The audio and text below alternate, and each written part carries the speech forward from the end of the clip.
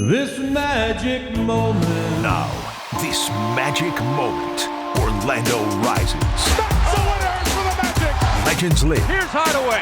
He'll hammer home on Ewing. Oh, baby. And the magic is real. Yes, it's over. Strap in. It's showtime with RJ Saunders. It is this magic moment on 1010XL Magic. RJ Saunders here with you. We are glad that you guys are here with us. Episode 3 of the podcast with a lot to get into. But before we do get into it, I hope you guys enjoyed your Thanksgiving. That's the last time in which we talked. That was Thanksgiving week. And it's crazy that 2025 will be coming to a close here before we know it. But there's still a lot of Magic basketball left. And we can't wait to get into all of it with you. Make sure to like and subscribe to the channel as we continue to put out some great things on this platform, from this Magic Moment podcast to the Magic Minutes in which we do following each and every game. And we'll continue to have a lot more for you guys as this season rolls on, a lot of surprises in the coming weeks. And we want for you to be a part of it all season long. So now let's really get into it. Philip Rossman-Reich we had on last week, and he said he was working on an article about the Orlando Magic and how they will play better than they already are once their all-star Paolo Banchero returns to the lineup. And now all we seem to be hearing as Orlando Magic fans is this discourse as to, are the Magic going to be better once Paolo Banchero returns, or should the Magic consider trading him because of the success in which the Orlando Magic have had? And this is still a crazy concept, in my opinion. And I touched on this last week as well, following the conversation with Philip Rossman-Reich. I understand the turnaround, which I think was needed to calm a lot of Orlando Magic fans down, right?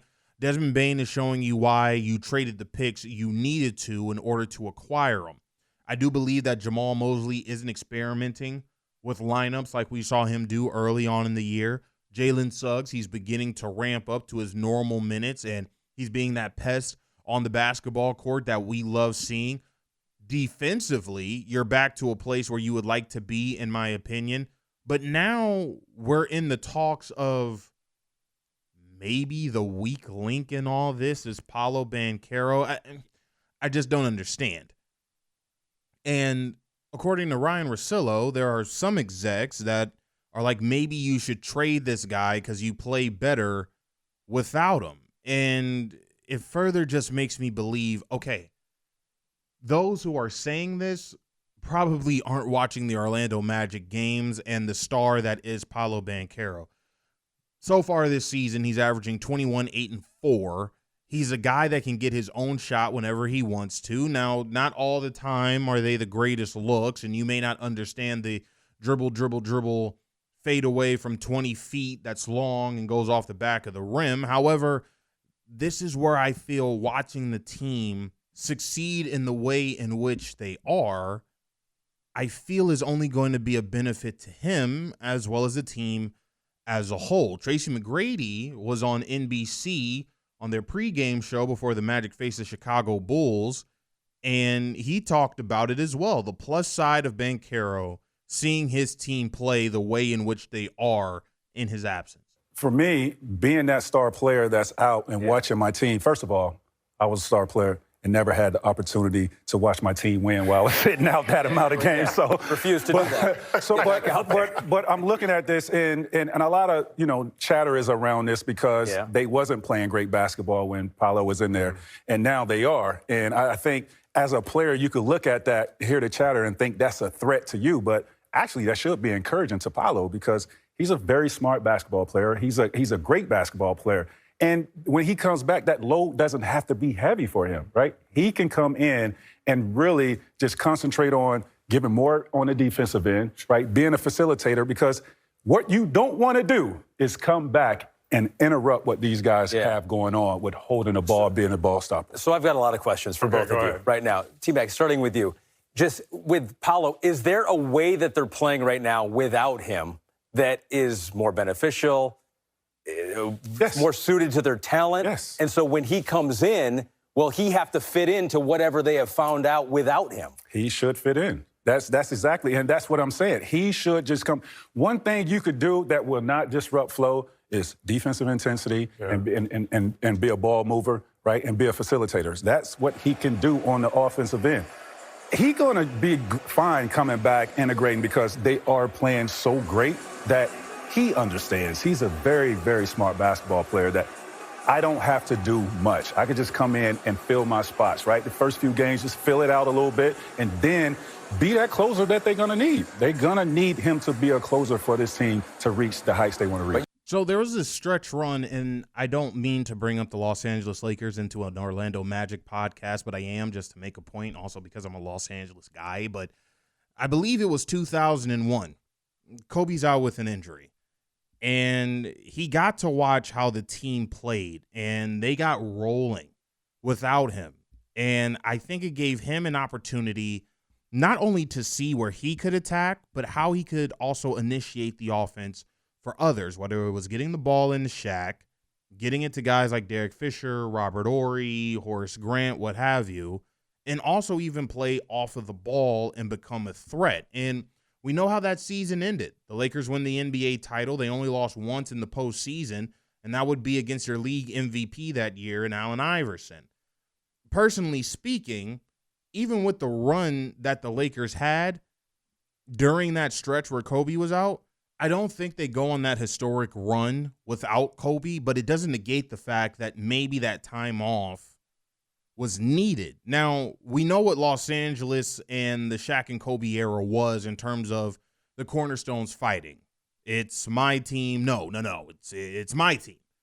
Orlando, they don't have these problems. I think that they understand, listen, we have a core four here, and Banchero, Franz, Suggs, and Bane, but your leader is Banchero. But I don't know how far the team is going to get without Paolo Banchero. And Austin Rivers was on the NBA on NBC and had a very colorful sentiment as to why anyone who is on the train of trading Paolo at this point is absolutely crazy. I love calling out the non-educated basketball fan. To the people in the comments saying we should look to trade Paolo, I need you to stop doing drugs. First and foremost, cut it out. Stop using. Stop abusing. All right? You're out of your mind. Because what's going to happen is you're going to trade Paolo. You probably get a ton for him. I mean, I couldn't even imagine what you could get for Paolo. And you're going to get to the playoffs, and the game's going to slow down, and you guys are going to struggle scoring the basketball. And you're going to be throwing the ball to Anthony Black, some of these other guys, and be like, score! And it's not going to work as well. And you're going to be like, Franz, take us to the top. It's not going to work as well. Yeah, there's a reason that every champion you've seen since the 2004 Pistons, they have like a top player on each team. And you're going to be like, where's our score? Well, you had one. Yeah. You gave him away because you thought you were better without him. Just don't do what you did to Shaq and just back in the day. Stop the f***ery. You guys are playing well without Paolo. There are some areas to address, by the way. I do think Paolo still needs to grow. He's not perfect. He's far from it, actually. He's very talented. I think he's a top 10 player when he's on his shit. That's how good Paolo Banchero is. I'm a big fan of his game, and I love him as a person, his character, his demeanor. I love everything he's doing. So Paolo's got to look at the things that are happening right now in the Magic. Like, man, this guy's playing really well without. Man, this guy's playing. What way can I come back and continue to be Paolo Banchero, but allow these guys to hoop? So if I can extract what he's saying, although Orlando is playing well, you need a guy who I believe the Orlando Magic organization views him as a generational figure to take you over the top. And we've heard from Jamal Mosley. We heard this maybe a couple of years ago. He's a guy who passes like LeBron James. He scores like Carmelo Anthony. Both guys are Hall of Famers. There are things Paolo Banchero does on the court where you look at it and you're saying there's only a few guys who can do this night to night. And numbers-wise, when we've heard the things in which he's done, who's the names that are associated with it? Luka Doncic, or he's the first guy to do this since LeBron James, the first guy to do this since Magic Johnson, or he's in this class with Shaquille O'Neal as to players who have done this on a particular night in a particular game. all Hall of Fame guys. Orlando, in my opinion, has a player who ESPN views as a top 20 talent in the entire NBA, and he's only getting better. You just don't trade that away, especially in a league now where the 6'9", 6'10" guy, who's not only a point forward, but a literal do-everything guy, has been the wave in the NBA, right? You're seeing it most recently right now with the Atlanta Hawks and Jalen Johnson, but you have your mainstay guys in which we've seen this for years now, Giannis, Wemby, Joker, and alike.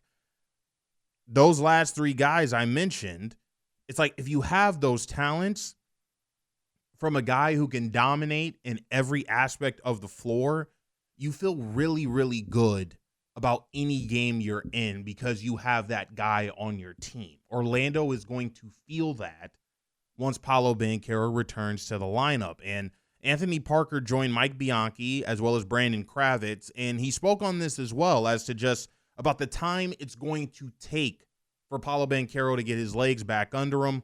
In other words, how I deduced it, he's just saying to trust the process. Yeah, no. All I can say with Paolo is that there's been no setbacks, and he's certainly on the path, and he's working his way back. He's in a good place, and obviously the injury he had is tricky, and you want to make sure that it's not a one step forward, two step back thing. So we'll bring him back when he's ready.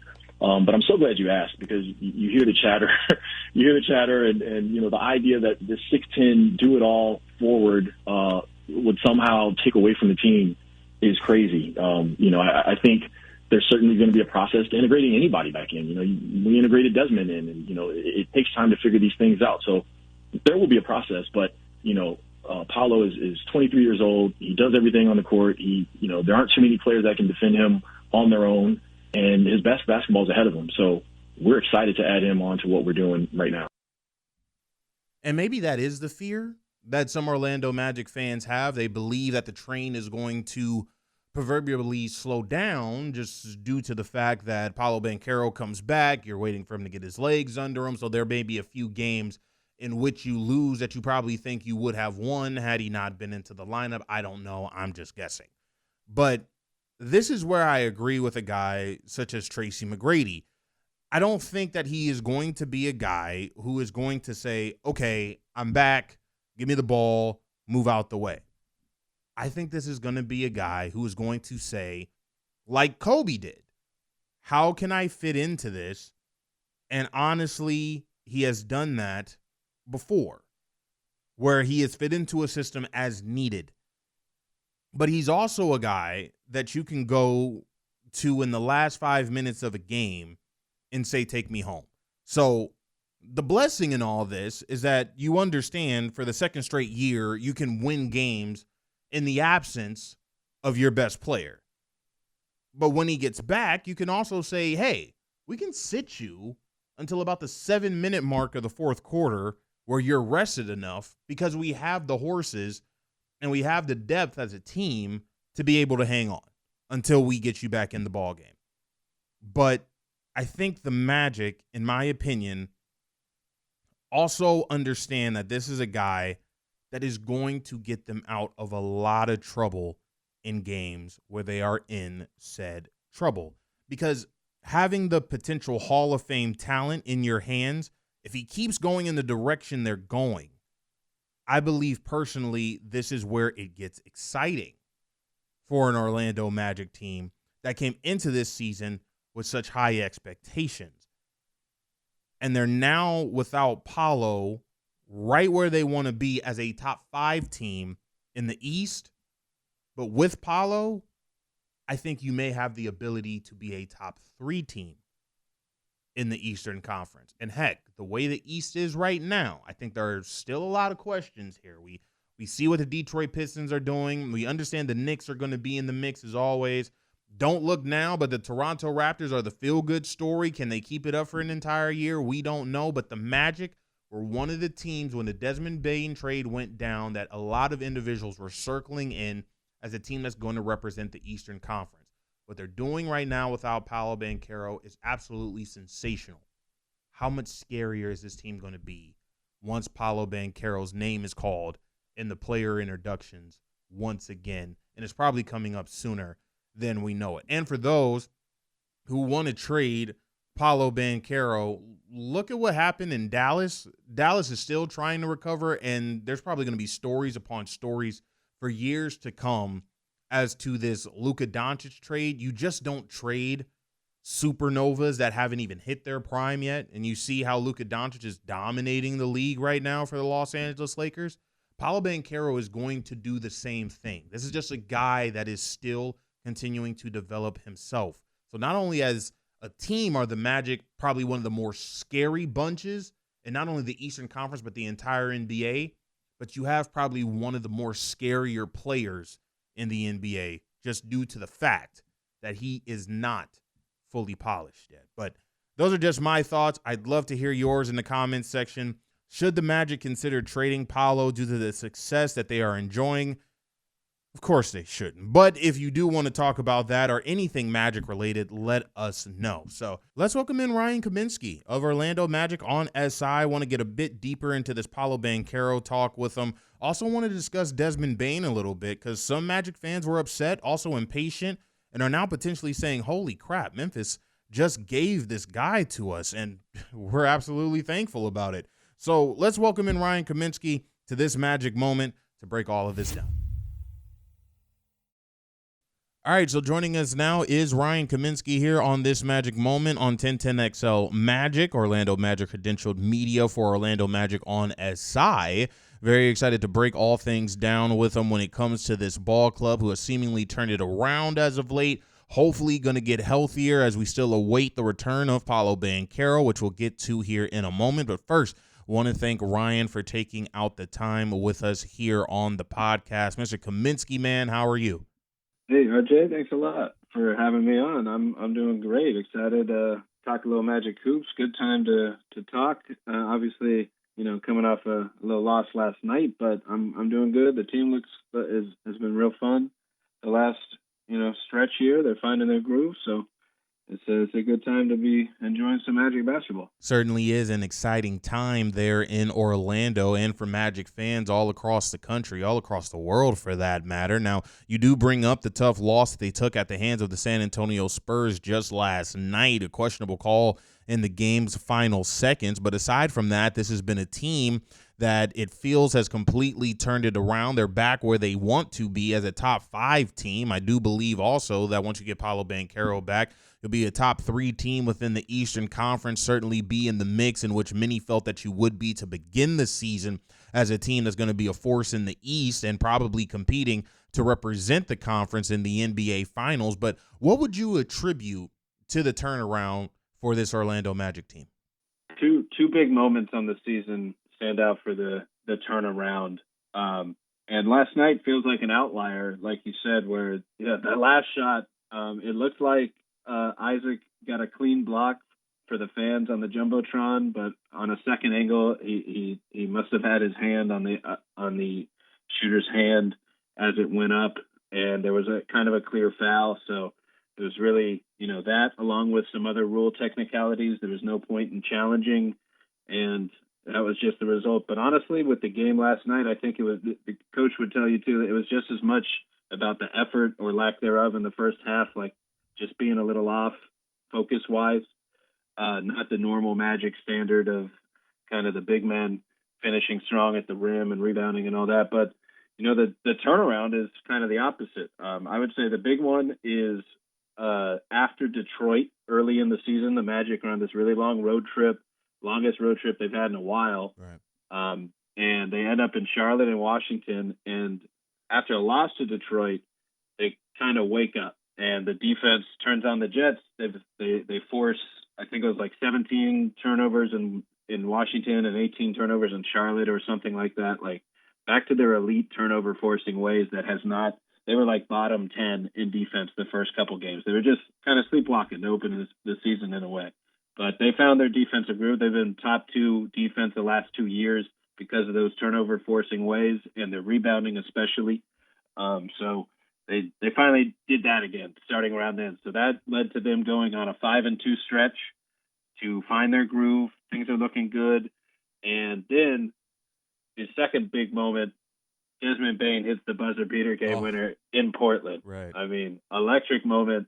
That felt like it just opened the floodgates for Bane.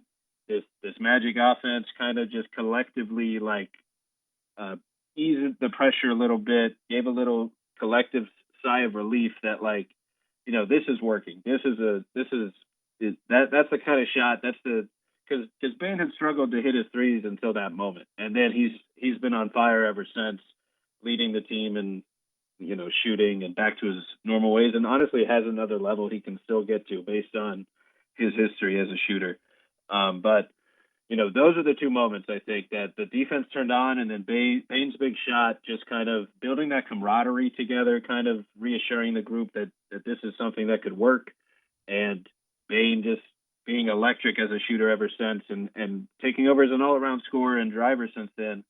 And really, those are the two moments. And then, of course, the very next game, Paolo Banchero's birthday, Jordan year, 23rd birthday, enters the Garden and gets hurt halfway through the game. Right. He's been out ever since.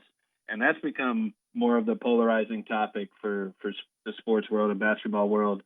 But really, they've been finding that groove, like I mentioned, for 7 games before he got hurt. And, yeah, they've kept it rolling since then, too, with Franz and Bane stepping up, Suggs and Black and De Silva having their moments as secondary creators, and Bane and Wagner stepping up as co-stars, being lead options every night.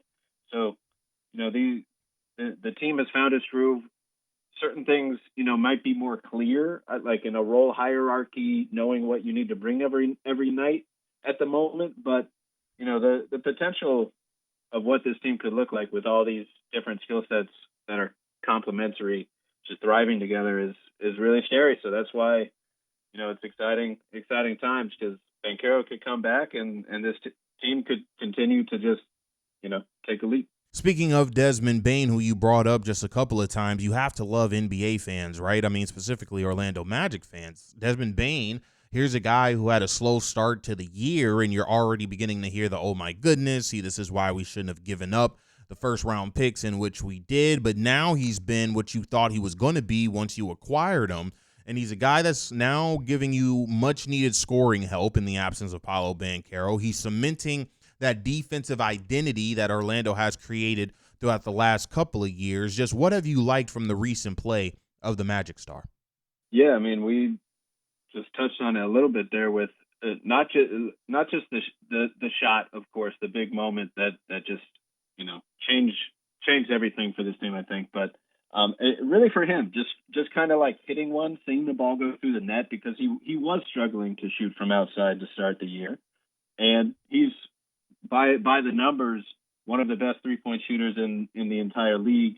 And quite honestly, when you look at it, there's other than Steph Curry, there's really not any better high volume 3-point shooter, whether it's pull up or a catch and shoot versatility situation, other than Desmond Bane in terms of the last 3 years. So, you're getting one of the most electric shooters in the trade. But more than that, he's a scorer. He considers himself a complete player that wants to get downhill, drive to the rack, pull up for middies, get to his spots, right, and basically take any shot at any angle. And I asked him about that after the game, and he has that confidence where, he just had back-to-back 37-point games, something that hasn't been done since Tracy McGrady, and back-to-back 35-point games, something only Penny, Shaq, and T-Mac have done for this team.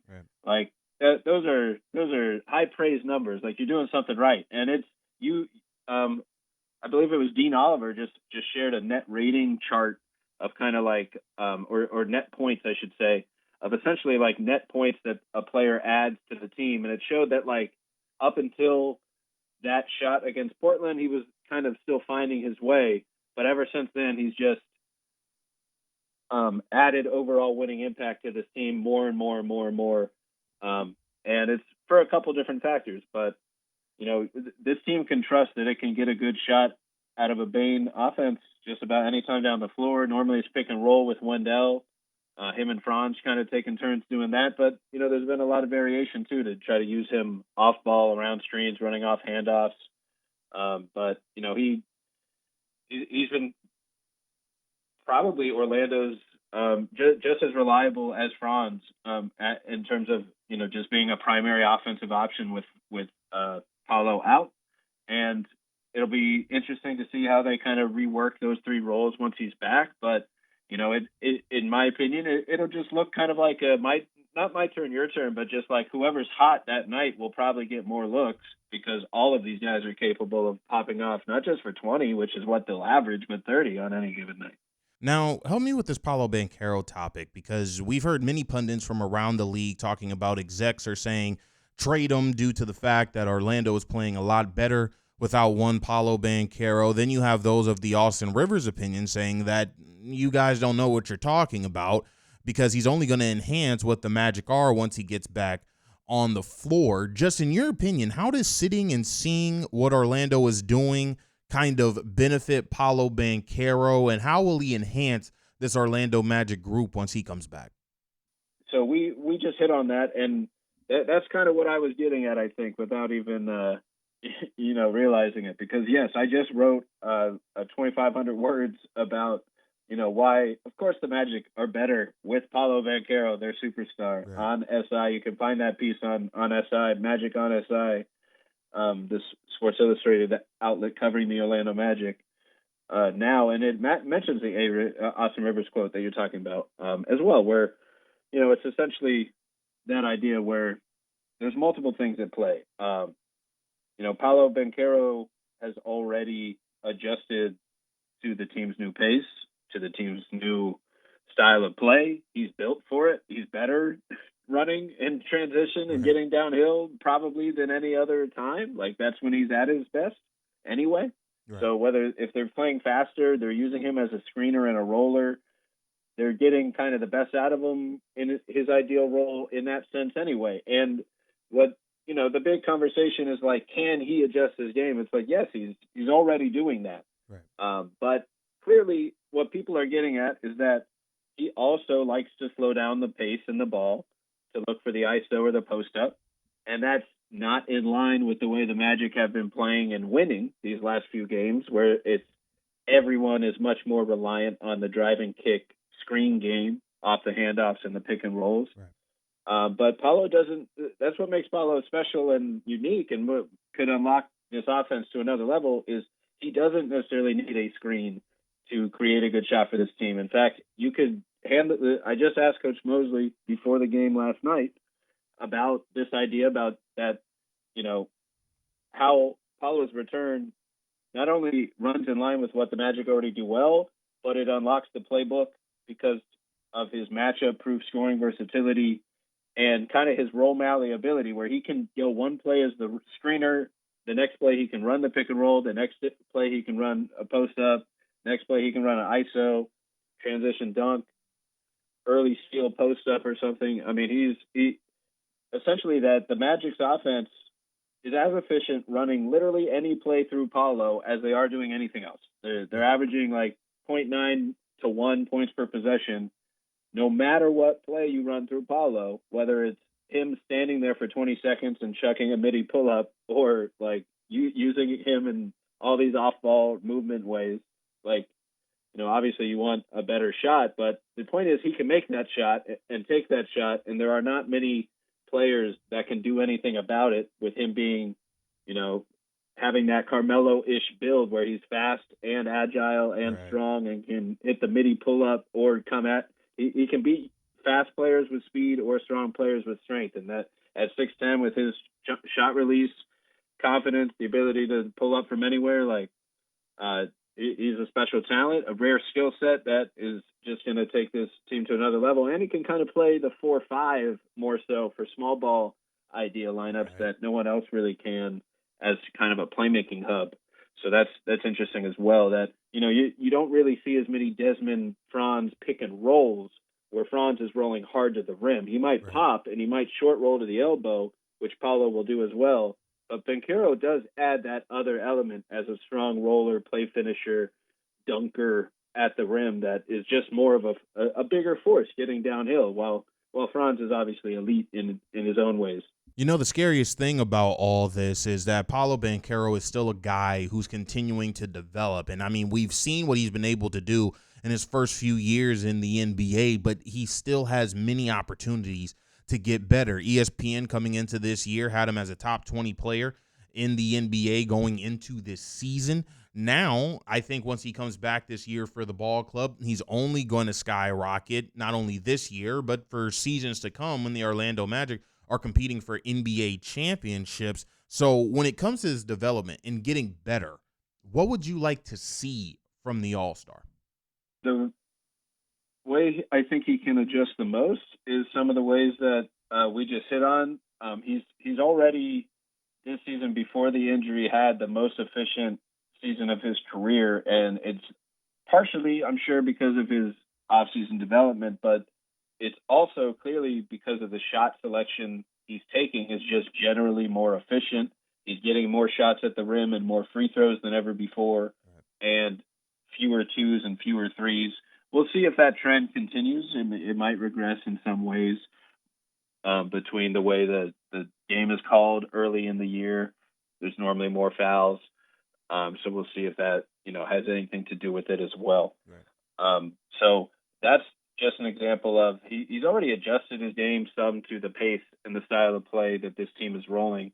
But really, like the way I want to see him unlocked fully is in kind of the screen game, I suppose, with Bane and maybe even Franz too, which we don't see a ton of. You would think Franz being this electric downhill pick and roll creator, Banchero being utilized as a short roller, a strong play finisher and pick and roll, the screener there as like a two-man game with the two best players, and Desmond Bane and Suggs and Black, De Silva, all these electric three-point shooters that can attack closeouts surrounding them would kind of be the base of the offense. And we really haven't seen that.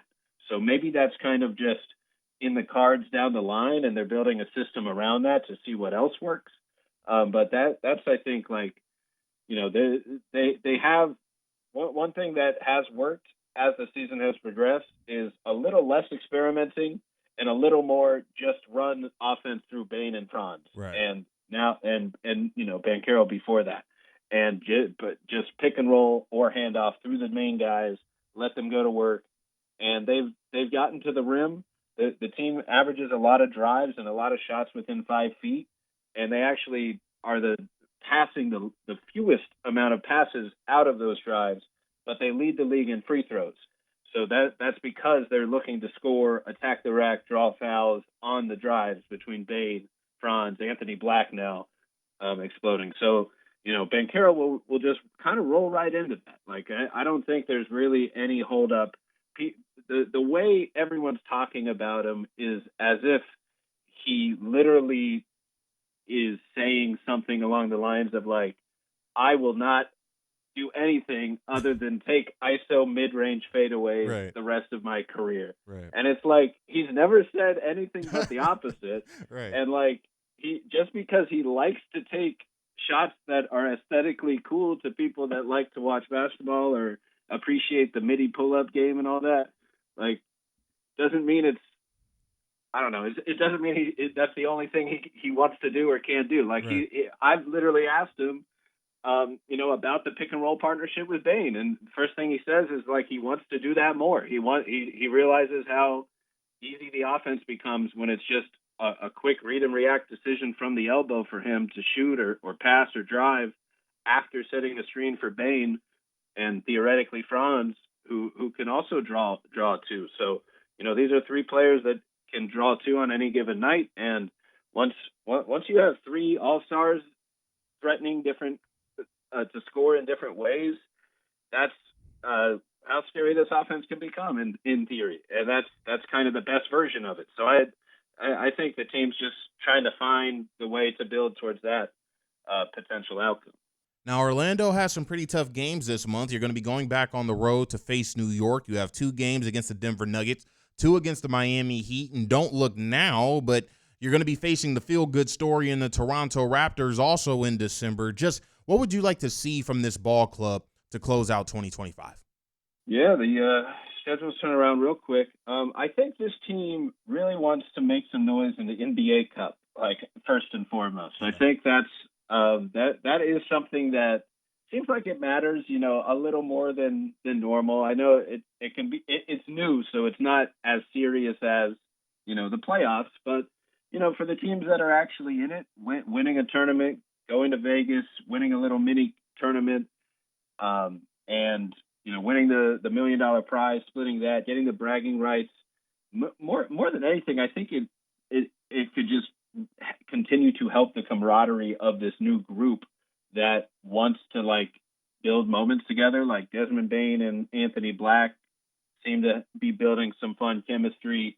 The locker room vibes are good between everybody, and Wendell Carter, Paolo Banchero, Franz Wagner, Jalen Suggs, Jace Richardson, all these guys. So, I think that is something that, the team could benefit from, where, not every team necessarily, is building that from within, that chemistry and cares about that sort of thing. But I think it would be valuable for this team over the next stretch. And they play Miami twice, who's, like you said, the Raptors too, kind of surprise teams in the East that are playing a little better than expected. So you got to be ready for what they throw at you. Miami's playing a really interesting basketball, drive and kick basketball, less screens, less picks than normal. We'll see if Orlando can kind of stop that new idea and how they adjust, because they were able to keep up in the first game, opening night, and just kind of outran them that night before. But, it was kind of like opening night randomness as well, a little bit going on that game. But, I think they've matched up with them well, and they're built to run as well. So I think kind of building that mental edge over Miami especially is always a nice thing, because we play them the Magic play them so often, and they're finally both good at the same time. Normally they're like ships passing in the night, not quite doing that. But normally one team's better than the other. So you want the bragging rights across the board. You want the NBA Cup. You want the Florida bragging rights. You want the Southeastern Division bragging rights to raise the banner for the Southeastern Division champs. People forget, you don't just raise banners for titles. You sometimes you raise a banner for Southeast Division champs. So, right. Just to celebrate the season. So, these games matter to these guys, and even though it's early season, it's good to get that head of steam. And I mean, if this team rolls into the new year top 12 on both sides, that's a trait of a contender. Every team since Shaq and Kobe has been top 12 on both sides of the ball. Every champion since Shaq and Kobe has been top 12 on offense and defense, and that's where the Magic rank today. So if they keep that going, obviously trends great for their chances to. Once again, a big thank you to Ryan Kaminsky of Orlando Magic on SI, really giving us an in-depth breakdown of the whole Paolo Banchero situation. I really feel like that's a young man that's going to unlock a lot of things for this ball club once he returns to the lineup. Those Desmond Bain pick and rolls, him being able to play small ball 5. But as Tracy McGrady said, this is going to be a guy that can fit into any system. And when he comes back, as he's continuing to try to get his legs under him, he can continue to be a facilitator on the floor for those guys so they can keep growing in terms of their confidence, and also be a guy on the defensive end of the floor that's an absolute monster, because we know what he can do night after night after night. And there's going to be times in which he's going to get this team out of trouble, especially in the last 5 minutes of close ball games. But I don't think Orlando's going to be asking him to do that once he gets back and immediately have him turn on the afterburners in order for Orlando to get to a top 3 seed or the number 1 seed in the Eastern Conference. I think this is going to be a slow burn. Let Paolo Banchero be able to matriculate down the court as he needs to, and down the line, it's only going to be able to benefit us as a ball club. Definitely exciting times in Orlando. Should be exciting to see what Paolo Banchero and the Magic team have in store for us. But that is going to do it here on this Magic Moment. We certainly appreciate you guys for giving us the time. Make sure to like and subscribe to this platform, as we have a lot more coming for you this season for the Orlando Magic, as we hope that this journey ends in an NBA championship. Go Magic, and we will talk to you next week.